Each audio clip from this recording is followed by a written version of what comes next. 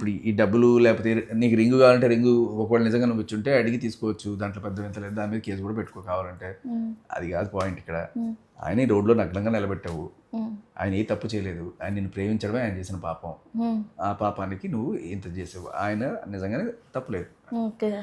ఇకపోతే ఇక్కడ నాకు తప్పు ఎవరిది కనబడుతుందంటే సొంత పార్టీ కార్యకర్తల్ని, సొంత పార్టీ ఎమ్మెల్యేలని కాపాడుకోవాల్సిన పెద్ద పవన్ కళ్యాణ్ గారు ఇప్పుడు ఆయన సస్పెండ్ చేశారు. ఓకే, పార్టీ నుంచి సస్పెండ్ చేసి ఏదో ఎంక్వైరీ ఏదో చేసినట్టున్నారు. అంటే ఒకసారి ఇట్లాగే జానీ మాస్టర్ ఆయన ఇబ్బంది పడ్డారు. 4 ఏళ్ళు రిలేషన్లో ఉండి ఒక అమ్మాయి వచ్చి ఒక రోజున 4 ఏళ్ళ నుంచి నన్ను అత్యాచారం చేస్తున్నా అంటే ఆయన మీద కేసు పెట్టి పోక్సులు పెట్టి ఆయనకి అవార్డు పోగొట్టి ఆయన పార్టీ నుంచి కూడా ఇది చేసి ఇంత చేశారు. కళ్ళ ముందు కనబడుతున్నాయి అసలు ఇట్లా హనీ ట్రాప్లు జరుగుతున్నాయి కదా. మీ పార్టీలో ఉన్న కార్యకర్తలకి మీరు ఏం భరోసా ఇస్తున్నారు?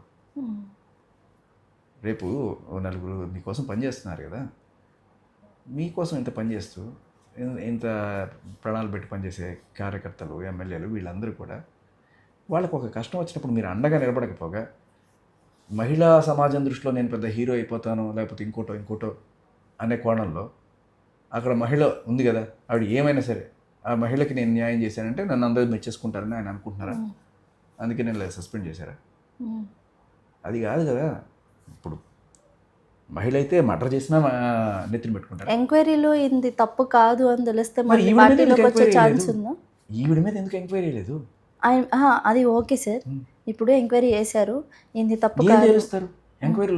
మళ్ళీ సస్పెండ్ అయిన వాళ్ళు మళ్ళీ రీగా మళ్ళీ తన పనులు కొనసాగిస్తారా? తీసుకొచ్చే ఛాన్స్ ఏమైనా ఉందా? తీసుకోవచ్చు, కానీ ఇది కూడా అవమానమే కదమ్మా.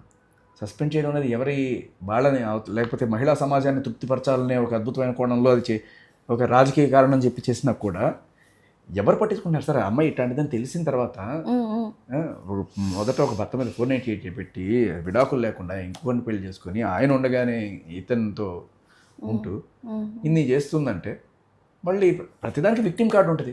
ఎందుకు నేను అలా చేశానంటే వాళ్ళే నన్ను బలవంతుంది, వాళ్ళు ఈవిడ అలా కనబడుతుందా?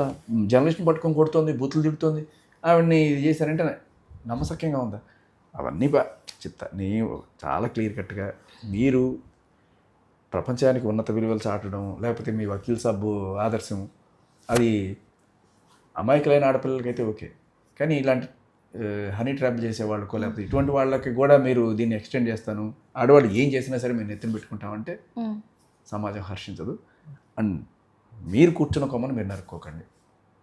మీ కార్యకర్తల్ని మీరు కాపాడుకోవాలి, మీ ఎమ్మెల్యేని మీరు కాపాడుకోవాలి. ఆయన ఏ తప్పు చేయలేదు, దయచేసి ఆయన శిక్షించకండి అంతే. Okay sir.